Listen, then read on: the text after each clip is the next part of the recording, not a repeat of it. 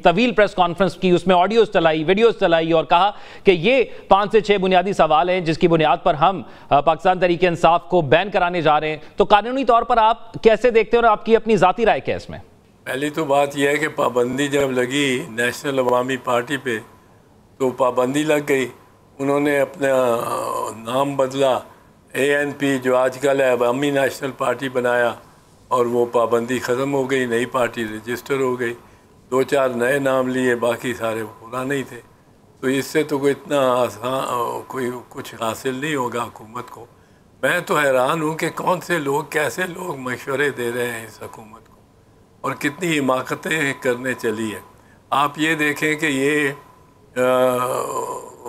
جب کریں گے ریفرنس، یہ فیصلہ حکومت نے نہیں کرنا کہ یہ پارٹی رہنی چاہیے یا پارٹی کام کر سکتی ہے پاکستان میں، سیاست کر سکتی ہے کہ نہیں. یہ فیصلہ کرنا ہے سپریم کورٹ نے، اور فل کورٹ بیٹھے گا اس کے لیے، کیونکہ وہ پہلے بھی یہی نظیر ہے.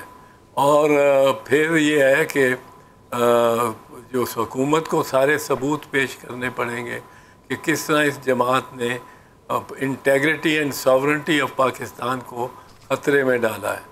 انٹیگریٹی اینڈ ساورنٹی یعنی پاکستان کی اقتدار اعلیٰ ایز اے ریاست اور پاکستان کی یکجہتی کو کس طرح خطرے میں ڈالا ہے، اس کا ثبوت دینا پڑے گا. اگر یہ کہتے ہیں جیسے انہوں نے کہا کہ 9 مئی کا جو ہے یہ تارڑ صاحب نے خود کا وہ ایک الزام ان پہ ثابت کریں گے. کیسے ثابت کرے گی حکومت؟ آخرکار دفاع کے بھی تو کوئی حقوق ہوتے ہیں.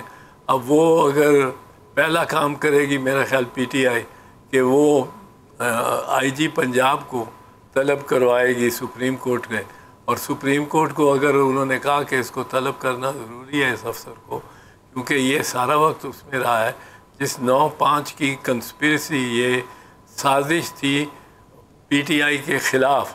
یہ ملک کے خلاف PTI کی سازش نہیں تھی، اور حکومت کی سازش تھی PTI کے خلاف.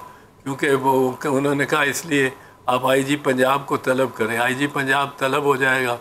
IG پنجاب سے پہلے ہی سوال کیا جائے گا کہ آپ یہ بتائیں کہ کتنے مواقع پہ کتنے وقوعوں پہ آپ کے ہمارے سینسٹیو تنصیبات دفاعی پہ حملہ ہوا آپ کے پنجاب میں. وہ کہے گا 8 یا 9. اچھا. اب اس میں وہ کہیں گے کہ کور کمانڈر کا ہاؤس بھی آ گیا، عسکری عمارت بھی آ گئی، ISI کا دفتر فیصل آباد میں آ گیا، اور مثال کے طور پہ GHQ کا گیٹ جو ہے وہ راولپنڈی میں آ گیا. اب وہ کہیں گے کہ آپ ہمیں یہ بتائیں کہ یہ کور کمانڈر ہاؤس کیا درست ہے 8-10 گھنٹے جلتا رہا؟ جی جلتا رہا، اور اس کے ویڈیو بھی بنتے رہے.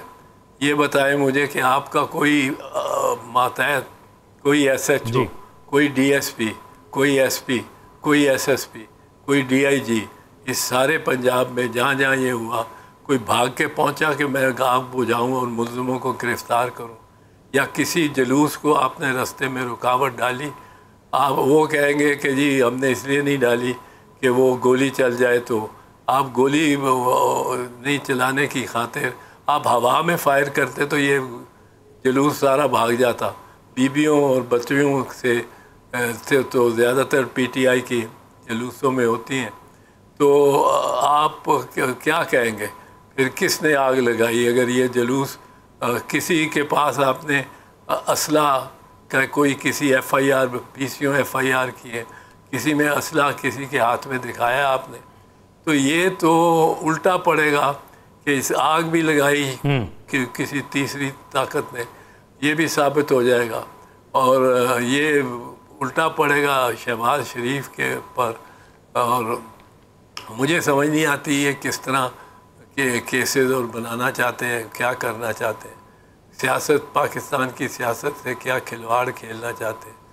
اور پھر خود میں آپ کو بتاؤں یہ 2-3 روز میں اس کو واپس لے لیں گے. اس اعلان کو واپس لے لیں گے، کیونکہ ان کو جب پتہ لگے گا کہ اس میں ڈیفینس یہ ہے ایک اور پی ٹی آئی کا کہ یہ سارا ڈرامہ جو کر رہے ہیں ریفرنس کا، یہ دراصل فارم 45 کی جو بحث ہے اور کنٹروورسی ہے فارم 45 کی، اس سے لوگوں کی اٹینشن اور توجہ ہٹانا چاہتے ہیں، کیونکہ فارم 45 ان کے مجرمانہ حرکتوں کا بین ثبوت ہے۔ آپ کو یاد ہوگا کہ چند ماہ پہلے فارم 45 کو 40-50 فارم 45 جو کہ الیکشن کمیشن نے خود اپنی ویب سائٹ پہ لگائی تھی کہ یہ جینوئن، یہ اصل فارم 45 جن میں بہت فگرز کاٹے ہوئے تھے، اوور رائٹنگ کی تھی، ٹیمپرنگ کی تھی، میاں نواز شریف کے فارم 45 اور یاسمین راشد کا فارم 45۔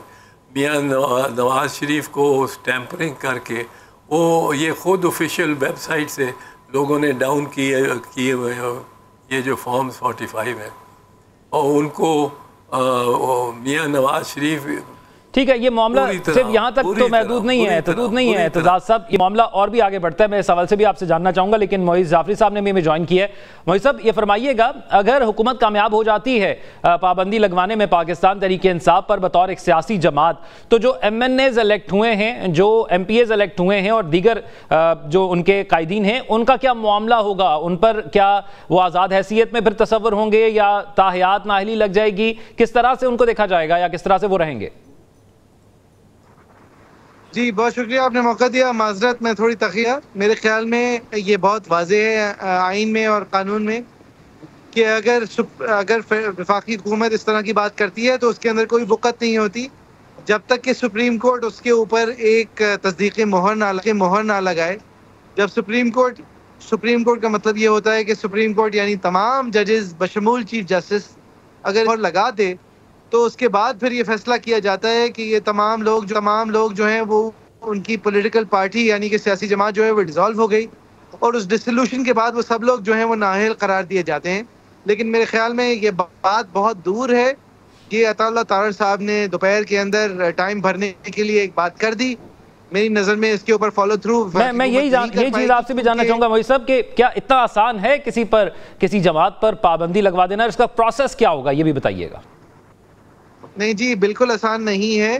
اگر ایک سیاسی جماعت کے بارے میں یہ شک کیا جائے ثبوت کے ساتھ کہ وہ پاکستان کی سلامتی کے خلاف کام کر رہی ہو، تو پھر اس کے حوالے سے ایک ڈکلریشن دی جاتی ہے اور اس کو سپریم کورٹ کو بھیجا جاتا ہے۔